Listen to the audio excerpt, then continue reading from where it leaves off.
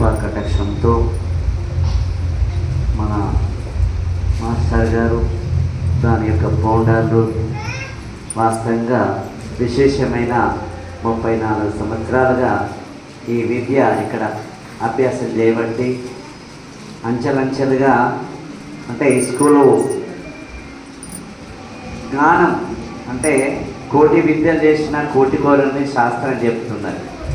ఈ శాస్త్రాన్ని అనుసరిస్తూ మంచి జ్ఞానాన్ని పిల్లలకు ఒక ధర్మ విషయంలో అన్ని విచారం చేస్తూ భగవద్గీత కావచ్చు, శ్లోకాలు కూడా కావచ్చు, 18 సంవత్సరాలు 18 భగవద్గీత శ్లోకాలు చెప్తూ అధ్యాయం చెప్తూ అక్కడక్కడ నందిపేట ఆశ్రమంలో కానీ బెల్బాన్లో కానీ వారి వచ్చిన అందరినీ కూడా మంచి సమాధానం చేసుకుంటూ ఆ విద్యను మనందరికీ అందించిన సారుకు సార్తో ఉన్న స్టాఫ్ అందరికీ భగవంతుడి ఆశీర్వాదం ఎప్పటికీ ఉండాలని కోరుతూ, అంటే ఇలాంటి స్కూలు మళ్ళీ నాకు అన్నాడు సార్, నేను జీవితకాలం దగ్గరికి వస్తున్నది, రాబోయే రోజులు ఏం చేయాలో అని. అంటే మీరు చెప్పిన సమస్య ఇప్పుడు నాకు చెప్పిండు. అంటే సరే చూడండి సార్, ఇది మంచి విద్య అనేది చాలా అవసరం. అంటే విద్యల విద్య జ్ఞాన విద్య గొప్పది, విద్యల విద్య జ్ఞాన విద్య గొప్పది, జీవనాధారం కూడా గొప్పది. జీవనాధారం చేసుకోవచ్చు, జ్ఞానం కూడా నేర్చుకోవచ్చు. అంటే ఇలా రెండు మనకు ఉపయోగపడుతుంది. సంస్కారం ఉపయోగపడుతుంది, పిల్లలు ఎలా ఉండాలి, సంస్కారం ఎట్లా ఉండాలని అంటే ఈ యొక్క స్కూల్తో మనం నేర్చుకుంటా ఉన్నాం. వాస్తవంగా ఇలాంటి స్కూల్ చేయడం చాలా విశేషమైంది. ఆ విశేషములో మన వెల్మల యొక్క అభివృద్ధి కమిటీ వాళ్ళకు ఎక్కడన్నా ఒక 2 ప్లాట్లు జాగా విలేజ్ మీకు ఇట్లా ఉండి అవకాశం ఉంటే అక్కడ తనన్న కోరిక మన గ్రామంలో కూడా చిన్నగానో పెద్దగానో ఇట్లా ముందు తిరుగుతున్నామన్న ఒక అభిప్రాయం మీ అందరికీ తెలియపరచడం వాస్తవంగా ఇది అమూల్యమైంది వాస్తవంగా. కాబట్టి ఆయన ఒక్కడి కోసం కాదు, మన వెల్మల్లో ఉన్నదని ప్రతి శాఖలో తెలుసు. విశ్వ హిందూ పరిషత్ ఆర్ఎస్సీ వాళ్ళకు ప్రతి దాంట్లో ఎల్లుమల్లో ఒక శాఖ నడుస్తుంది, పిల్లలకు స్కూల్ నడుస్తుందని. ఈ యొక్క అన్ని పాఠశాలలు ఉన్నాయి, కానీ హైదరాబాద్లో గుర్తింపు లేదు. అంటే అది ఉండే స్థాయిలో అది ఉన్నది, కానీ ఆధ్యాత్మికంగా ఉండే స్థాయి వెల్మల్ల మన సార్ మమ్మల్ని హైదరాబాద్ పిలిచారు. మరి మాకు కూడా ఒకటి ఉన్నది, మనుషుల విద్య, వైద్యం, మానవ సేవనే మాధవ సేవ. మాధవుడు ఎక్కడ కదలని పరమాత్ముడు, ఇవన్నీ కదిలే పరమాత్ముడు. మహా ఋషులు మునులు తపస్సు చేసిన మానవుడికి సేవ చేయాలనే ఒక తపనతోనే అందరూ కూడా ముందడికి వస్తూ ఉంటారు. వాస్తవంగా అలాంటి సేవ అనేది చాలా విశేషమైంది.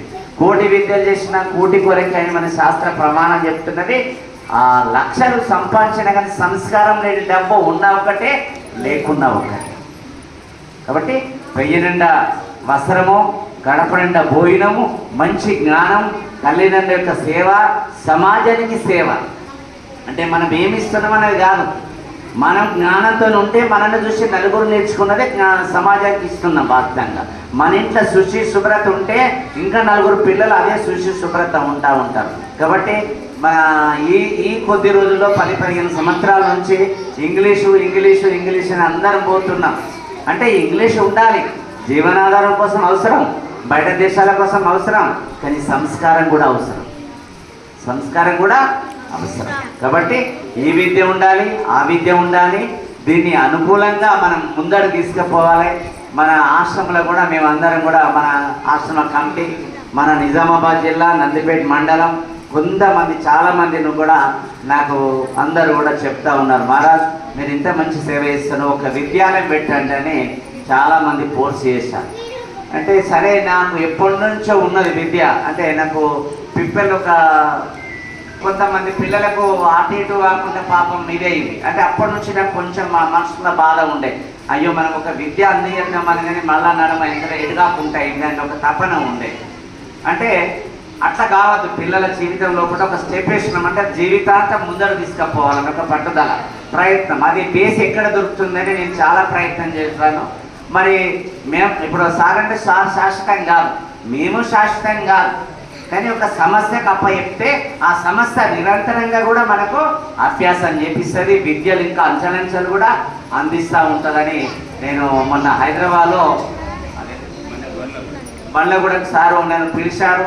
మీ అందరికీ సెలవులలో 20 రోజులు అంటే ఈ యొక్క స్కూల్ పద్ధతి ఏంది, నియమాలు ఏంది, ట్రైనింగ్ ఇప్పిస్తారు. ఇక్కడ నుంచి పోయిందా?